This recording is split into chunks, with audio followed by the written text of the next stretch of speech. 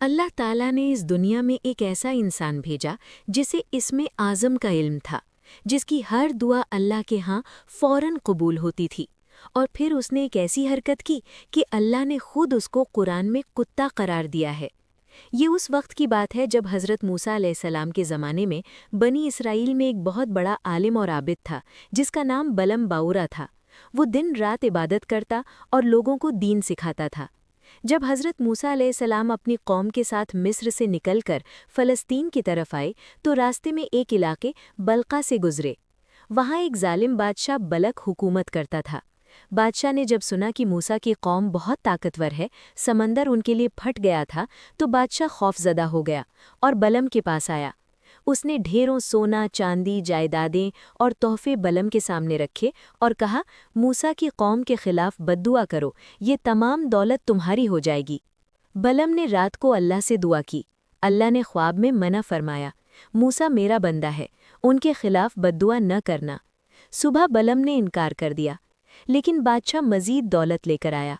बलम का दिल ललचा गया, बीवी और बच्चे भी दबाव डालने लगे।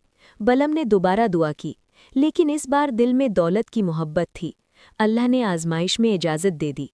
अगले दिन बलम अपनी गधी पर सवार होकर एक पहाड़ की चोटी पर गया, जहाँ से बनी इसराइल का पूरा कैंप नजर आता था। जब बलम ने इसमें आज़म पढ़कर बद्दुआ शुरू की तो इंतहाई अजीब बात हुई।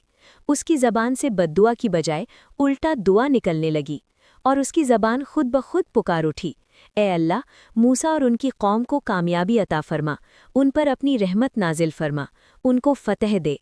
उसने दोबारा कोशिश की, फिर तीसरी बार, मगर हर बार उसकी ज़बान से मूसा अलैहिस्सलाम के हक़ में दुआएं निकलती रहीं। अल्लाह ने उसकी ज़बान को पलट दिया था। और फिर बलम ने शैतानी तदबीर सोची। उसने बादशाह से कहा, खूबसूरत औरतों को बनी इसराइल के पास भेजो, जब वो गुनाहों में मुब्तला होंगे तो अल्लाह का अजाब आएगा। और ये मंसूबा कामयाब हुआ। कुछ लोग भितने में फंस गए, ताउन की बीमारी फैल गई और 24,000 लोग हलाक हो गए।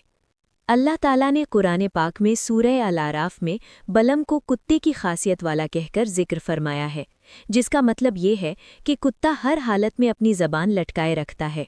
भूखा हो या पेट भरा हो, गर्मी हो या सर्दी, हर वक्त उसकी ज़बान बाहर निकली रहती है। बाज़ उलमा कहते हैं कि बलम की ज़बान हकीकत में लटक गई थी। अल्लाह ने उसे इतनी शदीद रुसवाई दी कि उसकी ज़बान मुंह से बाहर निकल आई और वो कुत्ते की तरह बदसूरत नजर आने लगा। लोग उससे नफ़रत करने लगे थे।